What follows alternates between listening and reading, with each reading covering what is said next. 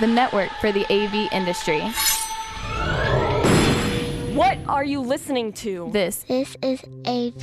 This is AVNation. This is AVNation. This is AVWeek, episode 197, recorded Friday, May 29th, 2015. Our Benevolent Dictator. Ready. AVWeek. Performing scan. Week. Online. This is AVWeek.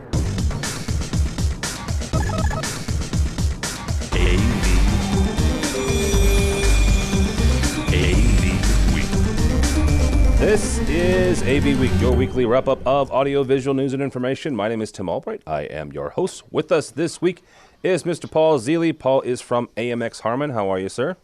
Good. How are you? Doing well. Also with us is Tom Stimson. Tom is from, well, the Stimson Group. How are you, sir? I'm doing great. Also with us is Mr. Jeremy Caldera. Jeremy is from ZDI, just north of me in beautiful Bloomington, Normal, Illinois. How are you, sir? I'm good. How are you? Good. And last but not least, the left-hand side of my brain, Mr. George Tucker. How are you, sir? It's a distinct advantage that I am left-handed, then. Jeez, never mind. Before we get started, I think I had both of you guys scheduled before this happened, but congratulations to Mr. Caldera and to Mr. Zealy for winning your own individual InfoComm awards. Jeremy got the Young AV Professional, because he's probably the youngest guy on this call, and Paul got Instructor of the Year. So, congratulations, gentlemen. Time since I qualified for anything young.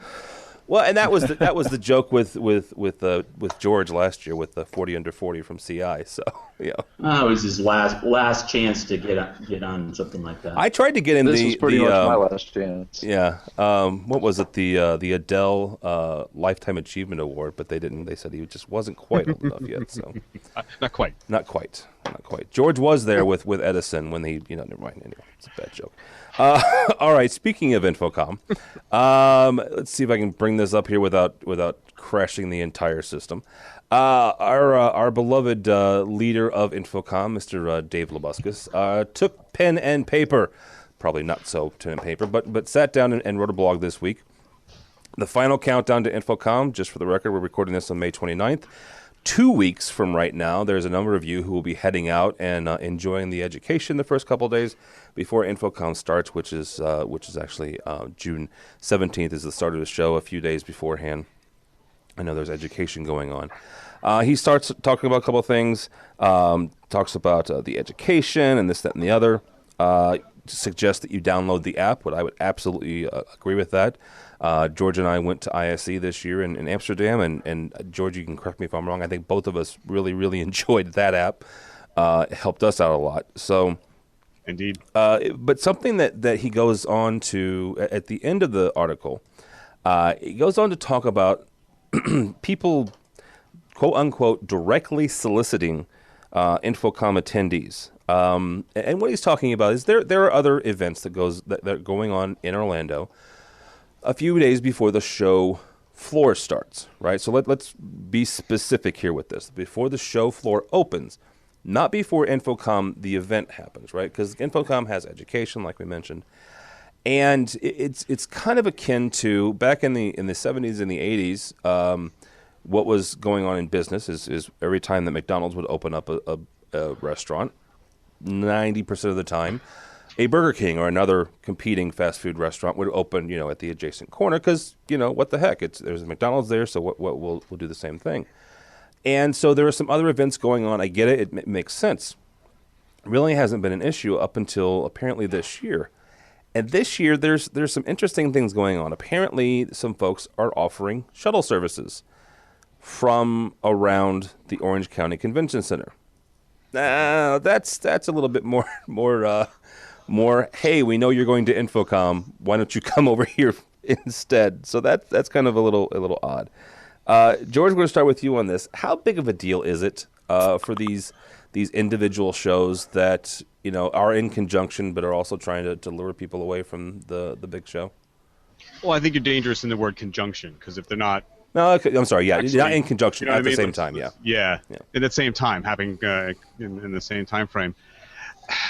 I'm of a mixed bag of it. If I was a startup, trade show, I'd probably be looking to do something similar. Though the shuttle buses to and from, or at least two, seems a little bit egregious to me at any point. I know Realcomm is around InfoComm almost every year, especially in Vegas. And they seem to be in the same building almost at the same time, and it's very easy to go in between them. I don't know. I think it is really something that they have to be a little bit more sophisticated about, if anything. They're going to be there, but that seems a little over the top to me to do that. Yeah, absolutely. Paul, from your standpoint, as somebody who's teaching at some of these events, is there anything that what can InfoComm do to not stop this, but maybe curtail it a little bit? I don't know if there's anything they can do. I mean, they can talk out about members and schedule events. I know there have been things that have happened around InfoComm that have been, an issue for me, that I would have liked to attend them, but there are InfoComm things going on, and I have obligations to that. So, and it's not just trade shows or loosely affiliated trade shows. So, for instance, the Dante group meets on the Tuesday before InfoComm at the Rosen Plaza next door, and have always done that. Done at the hotel adjacent to the convention center because their people are in town. Tamberg used to have their dealer meetings immediately before InfoComm, so people would come in early since they were traveling anyway. So there's a lot of that sort of thing.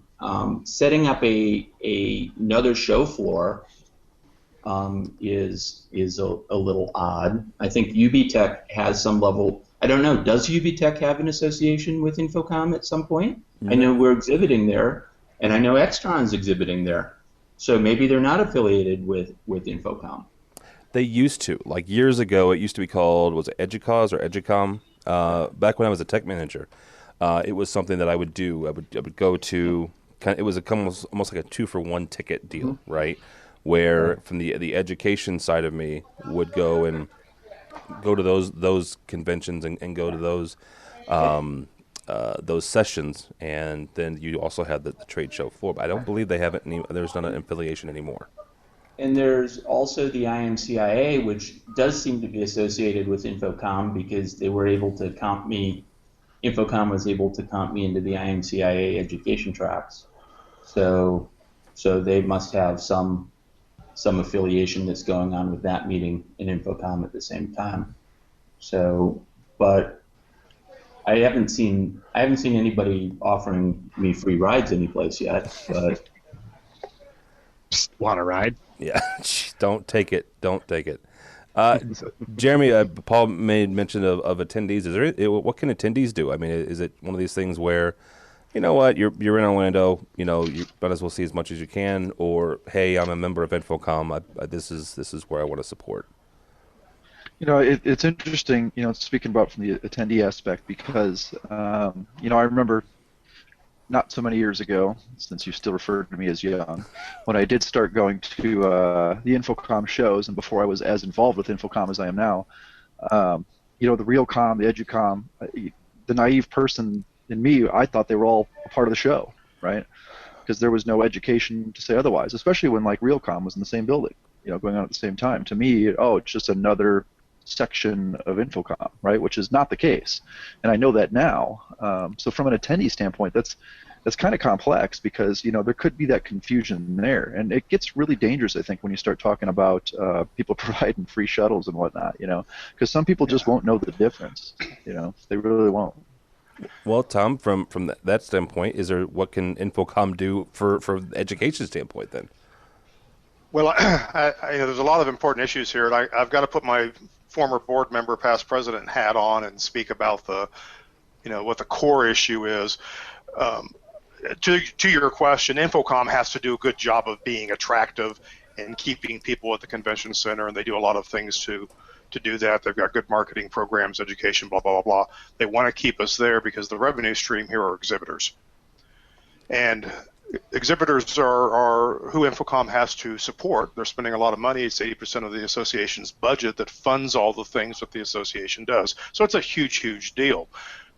The exhibit agreements say you have some rights as an exhibitor, and one of the rights you have is that InfoComm needs to keep people from, what's the polite word, scabbing on to the event. So there's a difference between co-location. So we co-located with Realcomm for a couple years, which means your pass to InfoComm gets you into Realcomm, your pass to Realcomm gets you into InfoComm, and that's something the two associations and show operators work out. So that's a different thing, and that benefits exhibitors as well because they get new traffic, and you just get the added hype of doing all of this. But when you have and I'll just say it's typically a manufacturer, a new manufacturer that doesn't want to spend the money to exhibit or doesn't feel they can afford to exhibit or are not ready to exhibit, and they want to set up in a suite off-site somewhere and pull people off the exhibit floor, well, that's detrimental to the show, and InfoComm wants to negate that, and one of the ways they do that is by contracting with the hotels. For instance, a non-exhibitor can't rent a suite at the hotel across the street, which is a show hotel, and throw a party. They have to be an exhibitor in order to have access to those hotels. So it's a big deal from the association standpoint. And I think Dave is, and I like his touch. Dave is the master of the light touch. But the fact of the matter is, there's probably going to be somebody standing in front of the convention center making sure those buses don't go someplace they're not supposed to go. Yeah. And they'll be working closely with the convention center, I suspect, to protect the bus routes. Well, and so it's a big deal. Well, and that's the other thing is I didn't realize. I guess I did realize this because we're blessed every year. We're a media sponsor of InfoComm, and we get part of the package deal that we have is we get a booth, right? And and not for nothing, this year it's a 20 by 20 booth. It's a great booth, pretty cool location, and we've spent a fair amount of money putting together a booth. It's not Harman's booth, right? It's not Crestron's booth or Samsung's booth or Microsoft's booth by any stretch of the imagination. So I didn't even think about the fact that InfoComm has to protect the people that are spending money, honestly, and to exhibit there. So is there a reason they put you guys next to the drone pavilion? George? Because we drone on. Thank you very much. You'll be here But all week. yeah, all week. But but think about you get off the airplane at the airport and you walk down by baggage claim and there's some guy holding a sign underneath his coat offering to give you a ride. It's the same problem. The airport needs to control access to transportation, and part of it is because it's a part of the revenue stream for the airport. The cab companies pay a licensing fee to pick up and drop off at the airport, and limo drivers don't, so they can't solicit rides.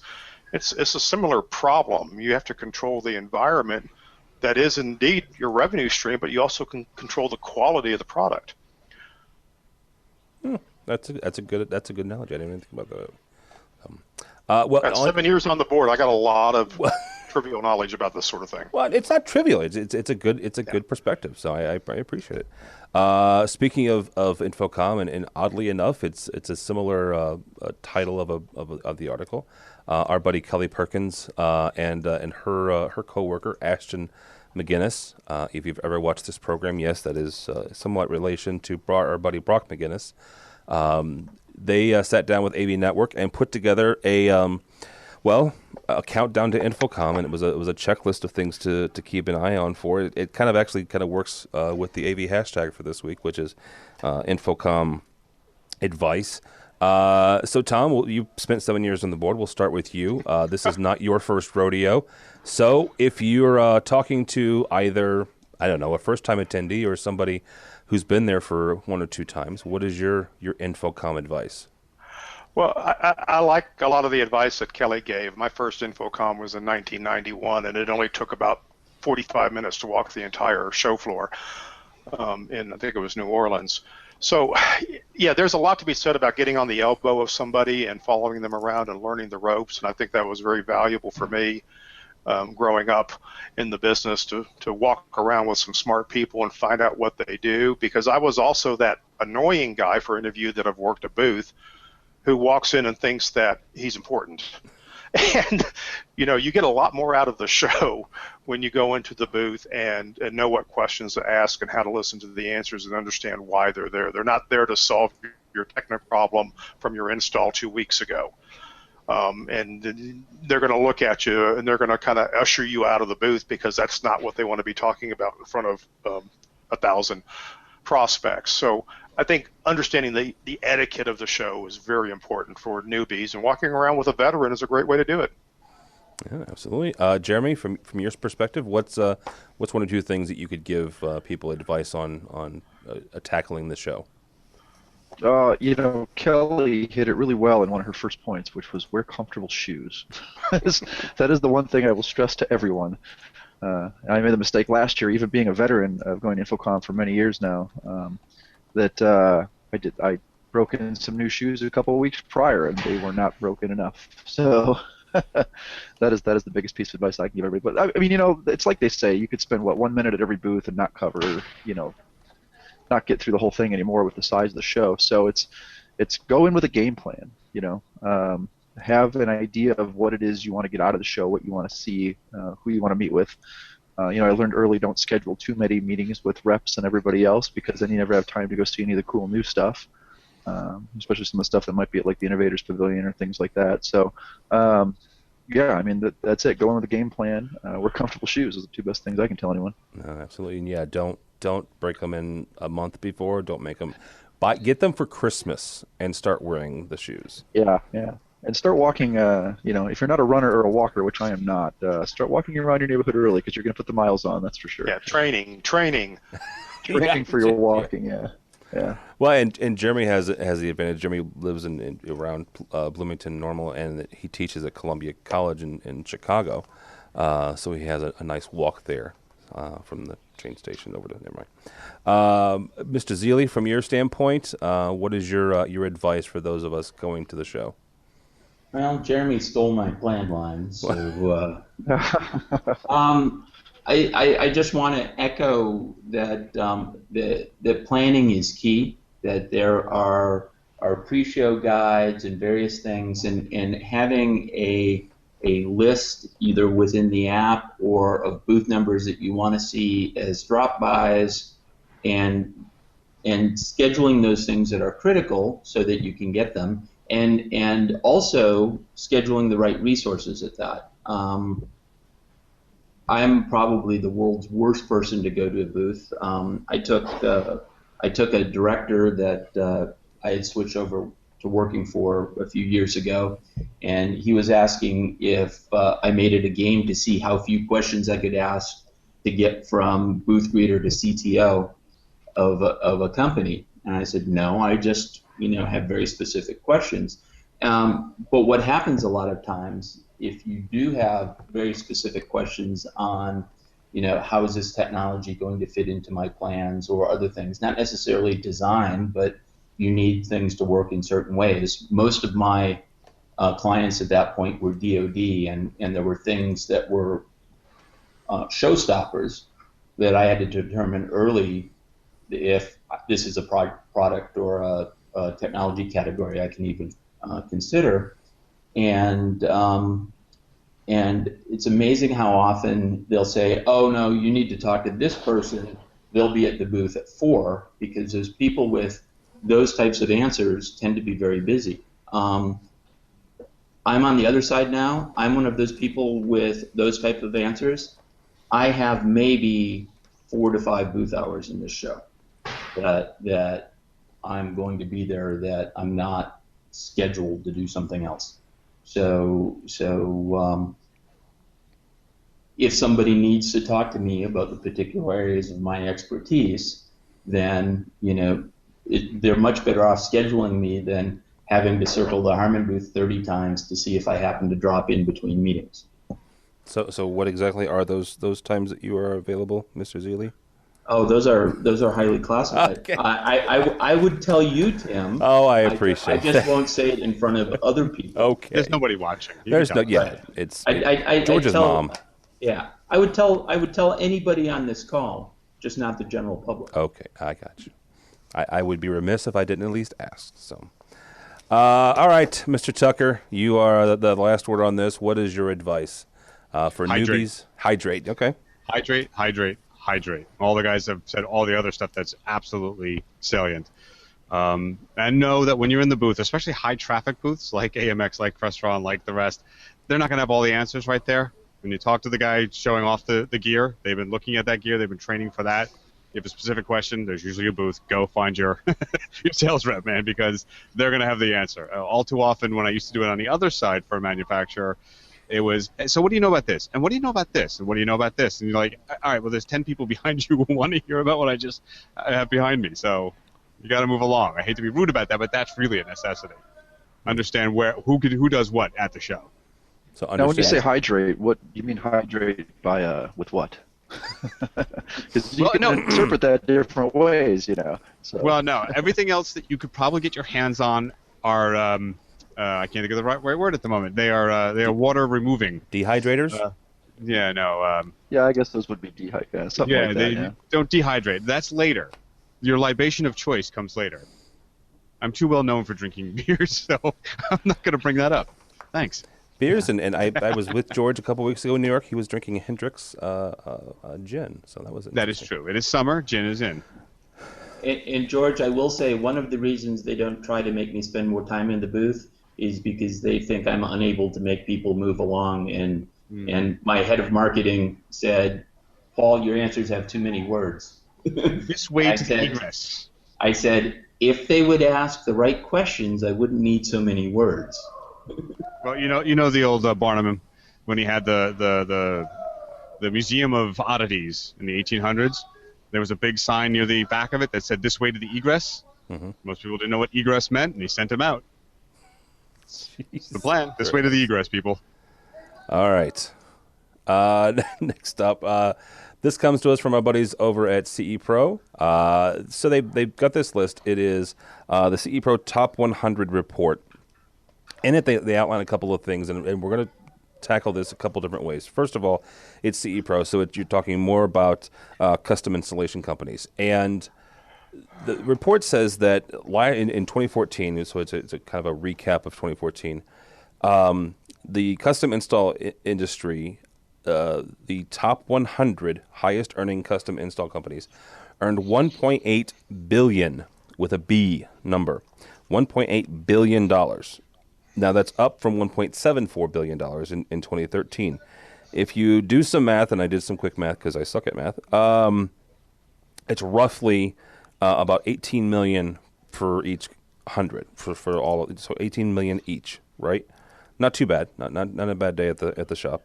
The median install though was about 28,000, which was also up, but the installs were down. Now, what does that mean? Well, that means that they were doing fewer installs, but the median cost of each install was up.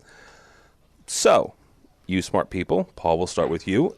From the industry in general, and since we look more at pro, but kind of take the idea that a lot of times what happens in commercial and what happens in residential, a lot of times translates over into the home. The average cost of these installs, the average home install is going up. First of all, what does that mean for pro? And AMX has a number of home products as well.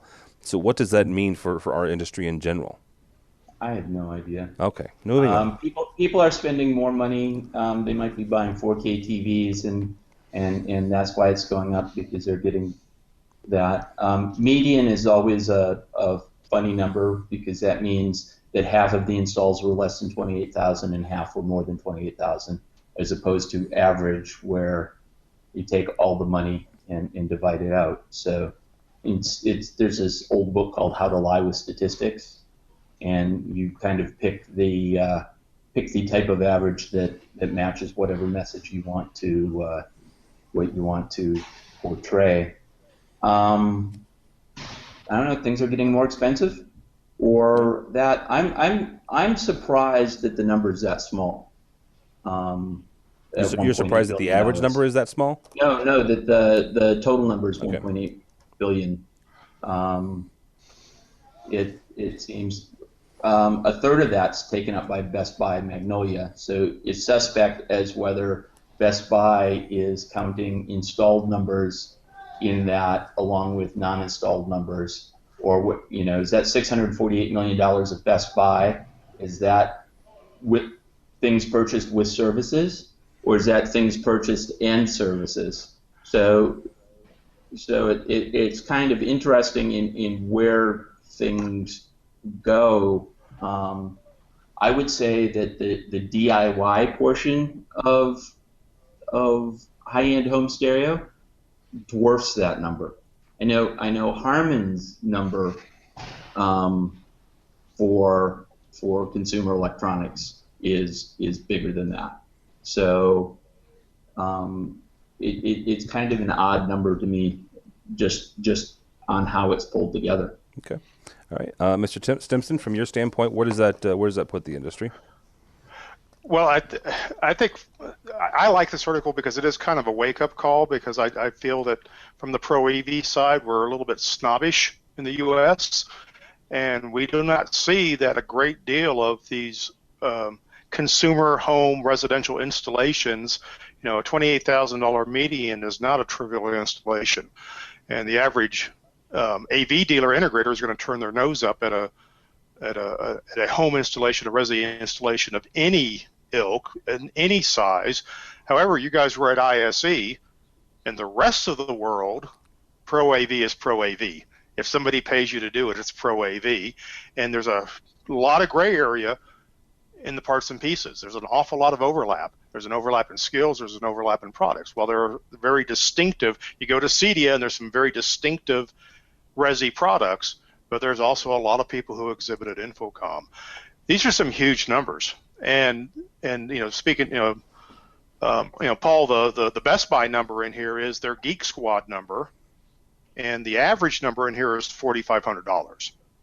So if the median is $28,000 and the average is $4,500, half the jobs are greater than $28,000. So think about that for a little bit. It's a pretty significant number, and 100 companies are a huge chunk of the business. What's the total revenue of the top 100 companies in Pro AV?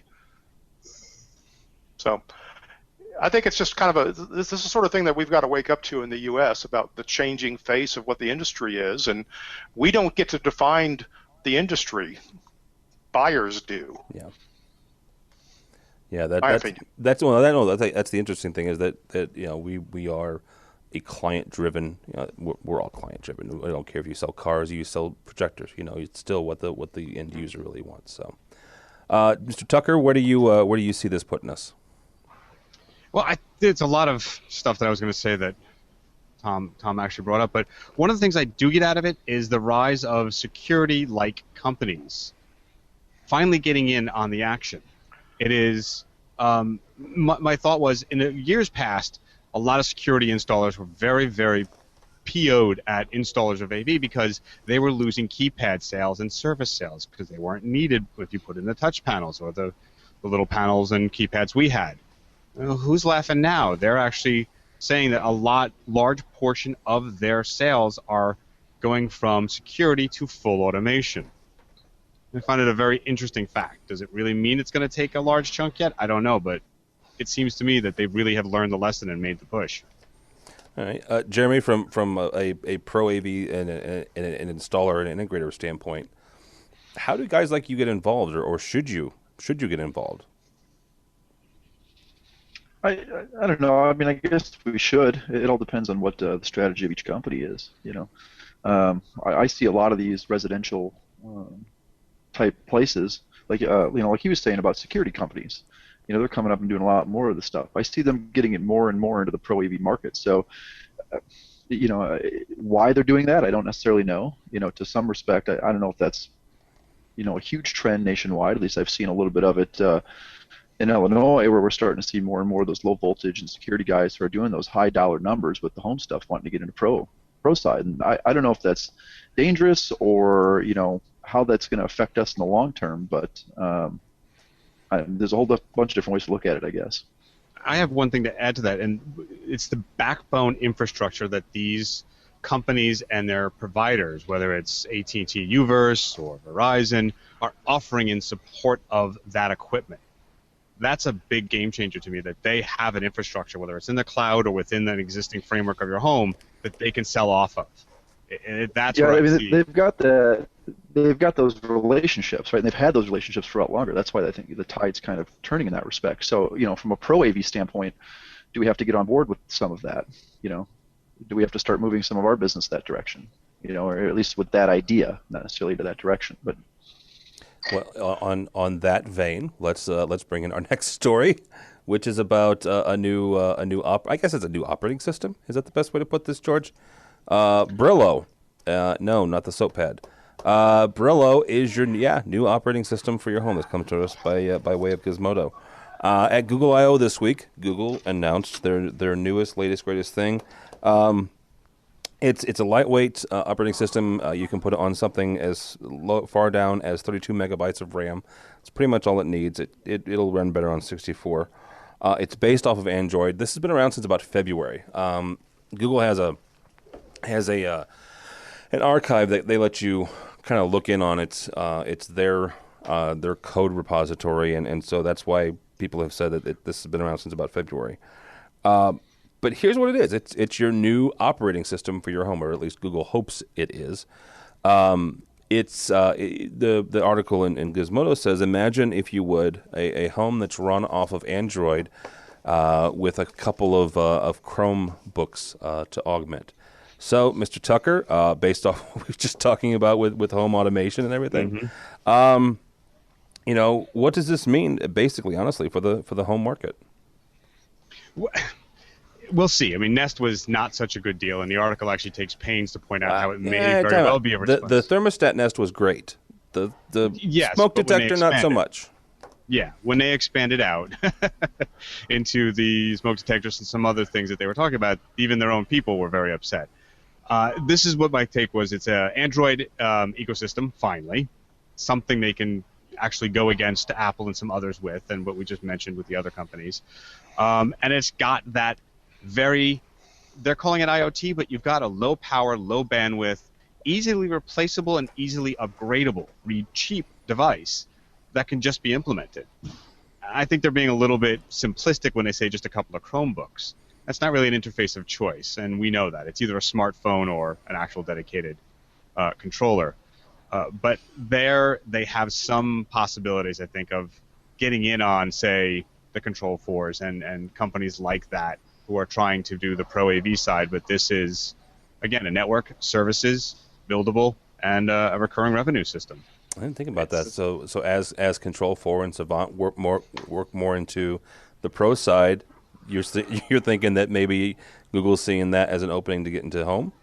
Yeah, and well, look, they're going to provide the operating system for free to system makers. Apple just said they qualified Broadcom to put the stuff on their chips, their home kit stuff on their chips. This is what they're looking for. Again, the infrastructure, the network, the backbone to build off of that to sell product.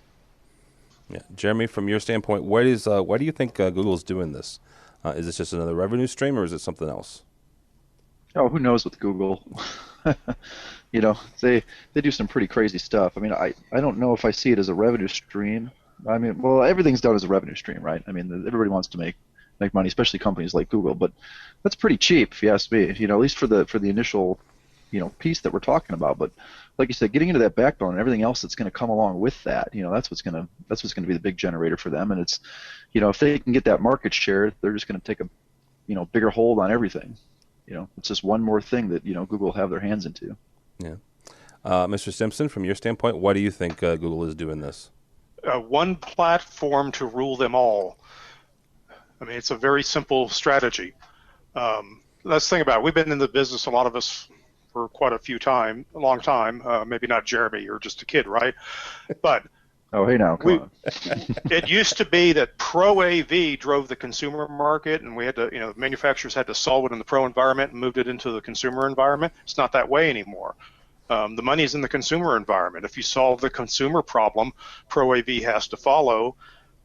bring your own device is a perfect example. Bring your own device. It worked at home. Why isn't it working in my office? And it changed the way that we have to do business in the installed environment. Okay, this is just, we need to pay attention to this, because this is telling us pro AV snobs how the world is going to function. It will not be on this Google product. It'll be on something like it. It's the future. Get used to it. There's going to be a universal platform.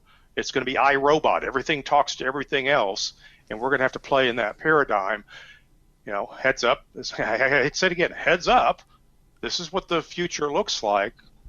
Let go of some of your past. Okay, so when Google gets a hold of that, I was going to say, when Google gets a hold of something like that, it seems like it speeds the process that you're talking about, right?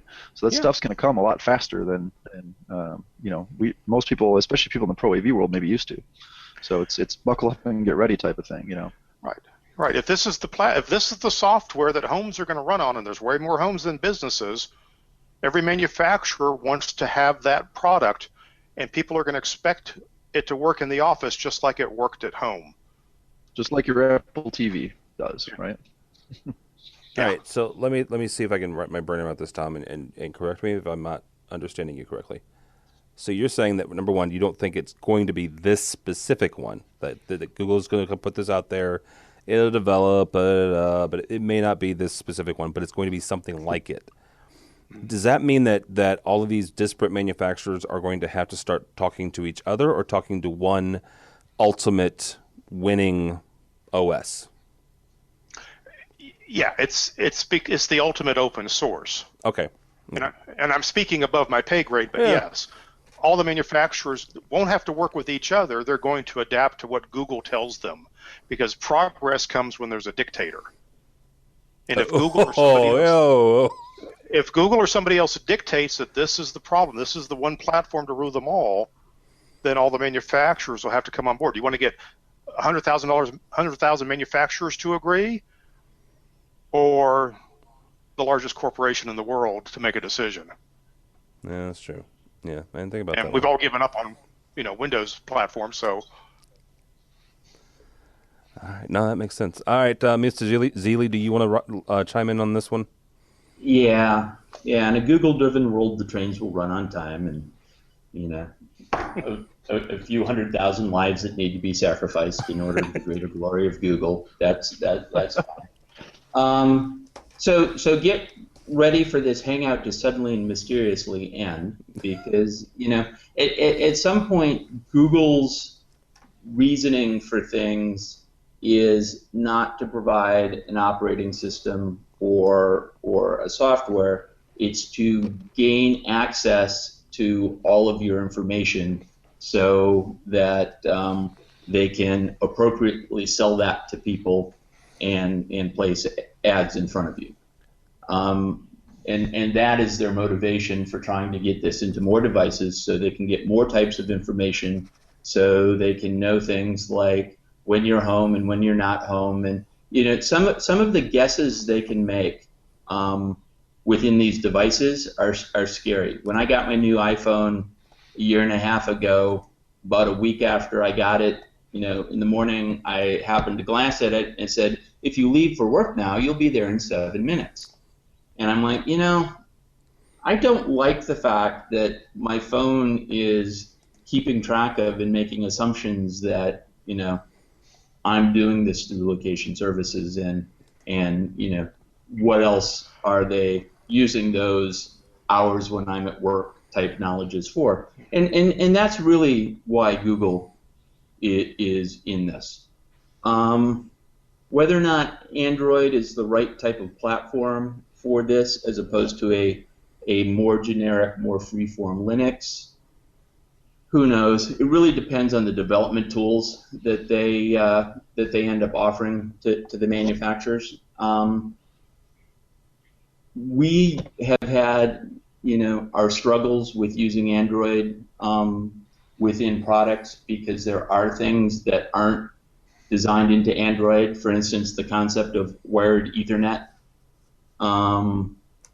and various things. There are good things where the applications run in separate shells and are completely standalone, and therefore you can compartmentalize. You don't have the Windows issues of DLLs and shared libraries and things. So there are good and bad to any operating system. I would say that this probably, to not guide your agenda, fits in very well with the concept of your $9 PC story, where there is a glut of low-powered computing. You know, Raspberry Pi just dropped its price from $35 to $25. Yep.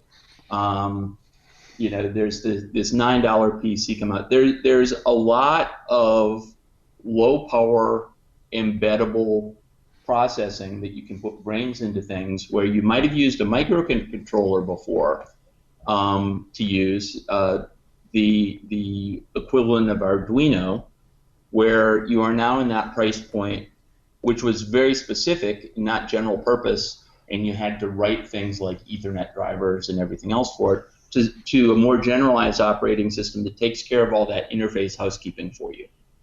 Ultimately, what will happen and goes within this industry is, you know, it's a VHS beta DisplayPort HDMI type of thing, where there will be a lot of pseudo standards, and ultimately a de facto standard will emerge. These standards are not coming down anymore, where the ITU and IEEE spend huge amounts of time. They're a manufacturer or a manufacturer group, you know, the AVB Alliance, CHD-based Alliance, whatever the Dante people call themselves, who are putting together something slightly short of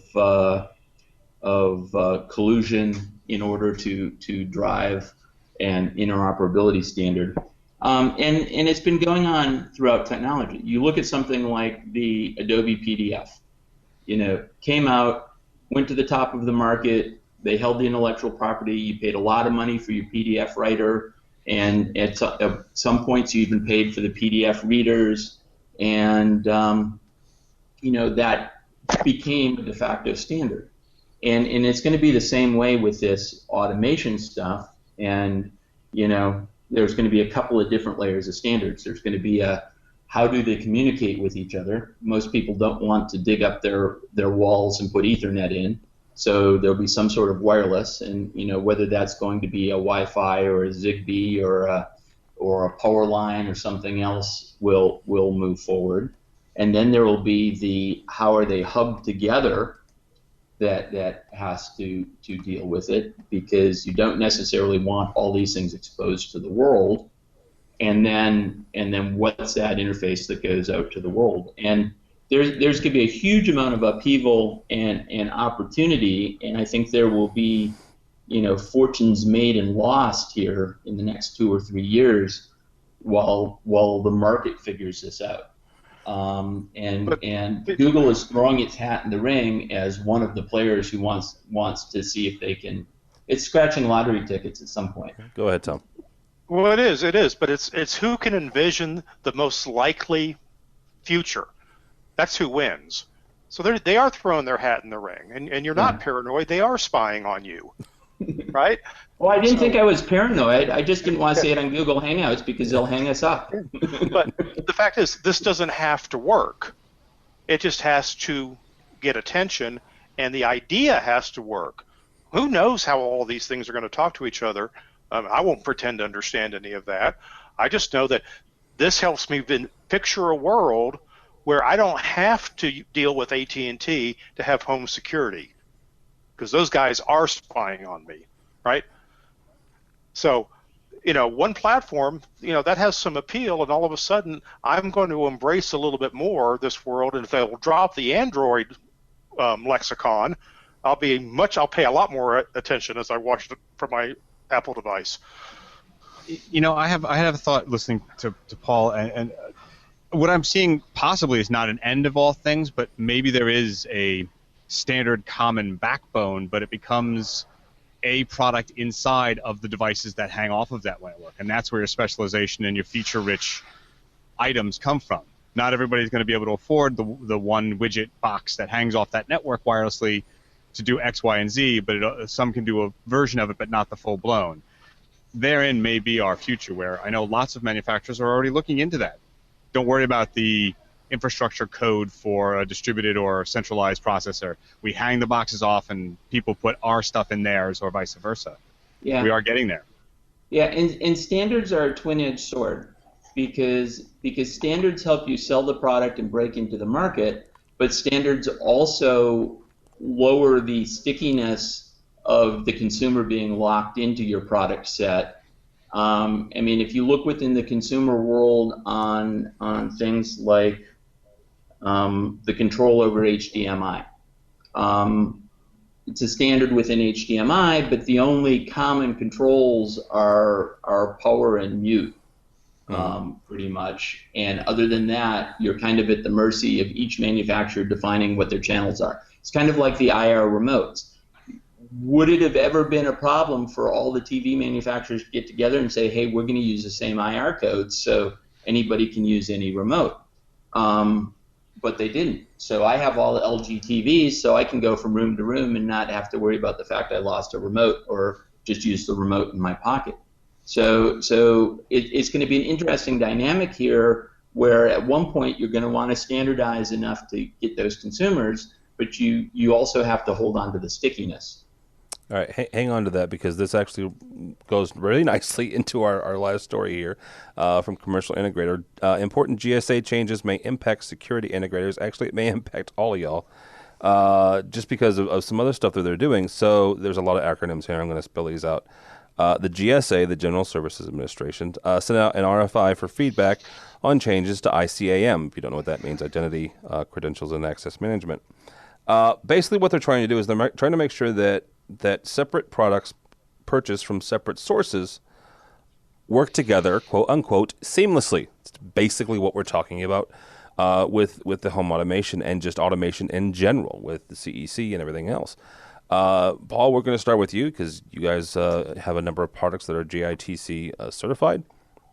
So is this something that, yes, the GSA is doing currently with security?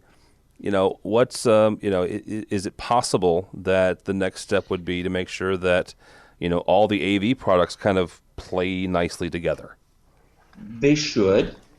I would think it would be a wonderful thing for the world if things played nicer together. That's actually what JITC is really for. It's for interoperability, and was initially to make sure that all the different DoD phone systems at different bases played together nicely, so that they didn't have to worry about there's going to be some sort of weird interface that happens when I call from one base to another, because you've got an Avaya system and you have a AT&T system, so everything's going to go together. And then it moved into video conferencing, and now very lightly within AV, they have the video distribution, and I only say very lightly within AV because that was primarily written for streaming video, and there are some small annexes to it that the people in the AV industry have been able to get some foothold in. But I think interoperability is a good thing. And it's, the government, GSA under Schedule 70, which I think is about a $40 billion a year purchasing vehicle, they can enforce that things have to meet certain standards to be on that schedule. I see no reason why they couldn't enforce that for AV. Unfortunately, my dealings with the government as I try to get AV standards has been that they don't want to think about it because they can't even imagine where they'd start. I offered to write the standards if they would adopt them, and I got kind of a "don't call us, we'll call you." But there's big issues, and standards are a nice thing to have, because it makes your terms and conditions with your customers easier. So if I have to justify everything within my design and the way it works based on the I said so, versus being able to say I met IEEE, blah blah blah blah standard. If you don't like that standard, that's a place to negotiate from. But for the most part, people will assume that somebody actually thought about the standard and worked through. So I'm very much for standards and regulations because it levels the playing field for those integrators with integrity who are going to do it the right way anyway, and protects the consumer, who in this case is the government. Well, Tom, is it to Paul's point? Is this how we get interoperability? Is to get something like Schedule 70 behind it and say, okay, you know what, as the government, let's make this happen. Well, and I don't know enough about whether or not this particular thing is misguided or not. If that interoperability, it's a great mandate, but does it exist? And if it does, then great. Sure, the government can get behind it, and that can drive change. It takes a big user to get the industry to start focusing on what really matters. And as a taxpayer, I'm going, well, this sounds really good because it sounds like we could buy things a hell of a lot smarter, and quit wasting so much money, because I've seen some of the most illogical projects in my experience coming out of GSA specs. So this might be a really good thing, and it might make it better for the dealers that sell GSA, particularly on box sales, to have a better playing field. So, but again, is this the right way to get the industry to do things smartly? I don't know. Okay, well, Jeremy, let's try to answer Tom's question. What's the best way to get the industry to do things smartly? Oh, well, I mean, you're talking about the government, so how much intelligence is going to be there when it comes to purchasing things smartly, right? I mean, like he said, we've all seen these specs where they're just completely crazy. They do some of the weirdest things. So, I don't know, anything that's going to say, let's standardize, let's do interoperability, I'm with everyone else. I agree with all them. If we do it, it's just going to be a benefit all around for everybody. And if the government's going to do it and there's such a large consumer of all this stuff, I think it's going to push that need downstream to the rest of us, which is a good thing. So, all right, Mr. Tucker, let's see, you have the last word on this one. Where do we like this or not? Well, as was mentioned by Paul earlier, a twin-edged sword. For the government, for such usage where they're buying a lot of product for a lot of facilities, interoperability, easy for me to say, is essential. As we discussed before about it being maybe just a AMX on the inside kind of box that hangs off of an open standard, that's great, but I do have the fear that it will diminish innovation. Once you have a set place, a set network in, and it's making lots of money and it's everywhere, it's ubiquitous, what's the urge to make something new and better? You can do it with your individual device, but if our benevolent overlords say no, then where do you go? And that's part of what they're going after Google for and Microsoft for years with their operating system and their sort of ways of integrating, say, Word or Internet Explorer into the operating system, and you couldn't remove it, right? There was sort of stifling what one could get and how one could improve how they did their web browsing. Yeah, but even okay, so even in that same vein, because it was like late 90s, early 2000s where they started going after Microsoft for that, you had the rise of Google, you had the rise of Firefox and Chrome, and you had innovation even in that environment. So there's always going to be a place for innovation, regardless of who's at the top of the chain. So I don't know. True enough, but again, that sea change takes much longer. Oh yeah, absolutely. Maybe that's a benefit to an industry and to an economy, or maybe not. Well, it's a benefit for stability, right? It's not a benefit for quickly moving innovation. Yeah. All right, gentlemen, thank you so much for joining us. That gentleman right there is actually we'll end with George, because George always reminds me of what shows we have coming up that I forgot. Mr. Jeremy Caldera from ZDI, thank you, sir. You're welcome. And congratulations for the Young AV Award that you'll be getting at the week of InfoComm. Thank you again. I look forward to seeing you at the show. Absolutely. Where can people find you or find ZDI? ZDIinc.net would be our website, and then my Twitter is at Jeremy_Caldera. All right, thank you, sir. Also with us is my buddy, Mr. Paul Zealy from AMX by Harman, another award winner, this one for training, so thank you, sir. Thank you. AMX.com. If you go to InfoComm show, you can filter on me. I've got somewhere around 38 hours worth of InfoComm training I'm doing this year. A lot of them are sold out, especially the more advanced classes are sold out. But I think there are a few seats, and they were talking about moving the advanced classes to a bigger room to accommodate more people. That's because you're a rock star, dude. So they may be opening up. Because the industry is hungry for education that doesn't say, it's nice. Imagine you could push video across a network. and I don't start at that level. I have a assumption that if people are looking up to come to one of my classes, that's not what they're looking for, or else they're in the wrong place and leave in about the first 15 minutes anyway. Well, Paul, I'll say that as someone who's taken one of your classes, you are a great instructor, and I've learned a lot from that. So there's something to be said about that. So yeah. Thank you. All right. I'm all right, Mr. Tom Stimson from the Stimson Group. Thank you, sir. Thank you. It's been my pleasure. You can find me at trstimson.com. And for the people at InfoComm who aren't smart enough to take Paul's classes, I've got 2 business roundtable sessions, which will be full of business owners, salespeople, and other people who don't know what they're doing. And we'll try and figure out why we can't blame the customer for lack of success in our business. I hope to see you there. Very nice. Also, I do this, so I'll also suggest that you do the same. Tom has a very nice newsletter that he puts out that I'm a subscriber to, so you probably do the same. So good stuff. Always, I would say we've used a number of his stories and articles on this very program. Thank you. Absolutely. Good stuff, man. Good stuff. Also, Mr. George Tucker from World Stage and also from here. So thank you, sir. Thank you. It's been good to be on with these guys. I've had a lot of fun listening. Yeah. Folks can find me at Tucker2s on almost any social platform out there. Commercial Integrator and a few other magazines. So, yeah. All right. I'm going to say some things, and George is going to correct me when I get them wrong.